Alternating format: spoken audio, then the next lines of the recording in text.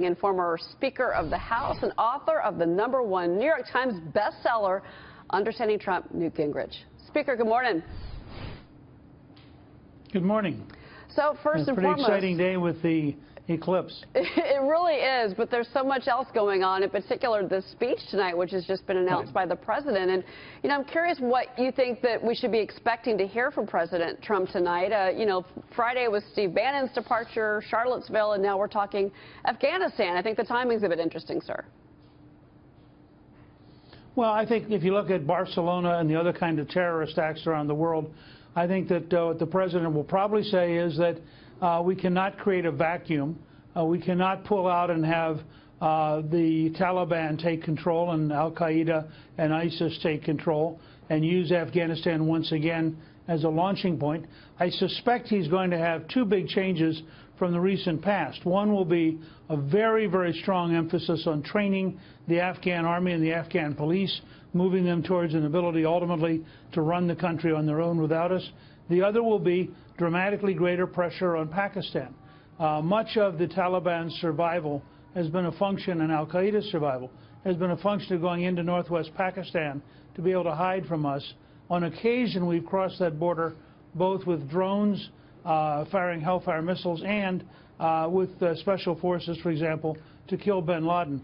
But generally, we have respected that border, and I think now you're going to see a great deal of economic and diplomatic pressure brought to bear on the Pakistanis to begin to clean up the northwest frontier and eliminate the sanctuaries. But how important do you think tonight's speech is to the American people, and how strong do you think the president needs to come out when he talks about this policy shift? Well, I think that it's important for the president to connect the dots. You can't talk about your concern about terrorism and then create a gigantic sanctuary where terrorists can plot, and when we know they have in the past. At the same time, we don't want a massive American involvement, and we don't want the Americans trying to run Afghanistan. So I think a prudent step is they need a couple thousand more people to do the kind of training that people like General Mattis think will make a difference. And I do think for most Americans, if you look at General Mattis and General Kelly and General McMaster, you at least have the idea that President Trump has got pretty good professional advice making these decisions. I would agree with that, certainly. But I do want to turn to what's happening with North Korea. We've got these escalating tensions continuing. You've got the U.S. and South Korea kicking off new war game drills this morning. The North is calling these drills reckless. They say this could trigger an uncontrollable phase of a nuclear war. I mean, are we doing enough to combat North Korea? Well, I would be more comfortable if we had a dramatic increase in our own civil defense effort and a dramatic increase in building a layered anti-missile defense, which we don't have today. But I think that in the short run, North Korea is still a limited threat. In the long run, 5 or 10 years from now, it will be a very different threat. And I think we're not likely to go to war with them because the danger to Seoul, Korea, 25 million people, is enormous. It's right there on the border, and it would have enormous casualties in the first few hours. So I think we're trying, frankly, to pressure them. The Chinese have joined us in increasing the pressure. My personal hunch is, in the end, that won't work, and we're going to have to find a way to defeat their missile systems because we're not going to want to preemptively start a war. Oh, gosh. Well, before I let you go, I have to ask you this. You yourself have been in the news a little bit. Your wife... Oh, gosh is a...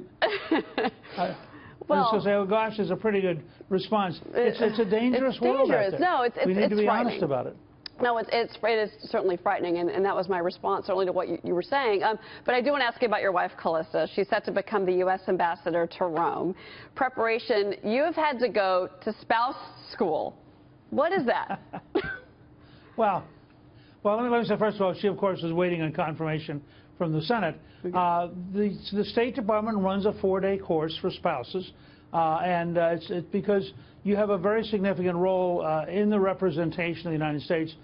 Probably the biggest change for somebody like me is, remember, she will be the ambassador. I will not be the ambassador. So she will be the principal and I'll be sort of the trailing spouse. But it was a lot of information, I must say. It's the longest 4 days I've spent in class in a long time when I wasn't the teacher. And being a student once again, it was a pretty tiring experience.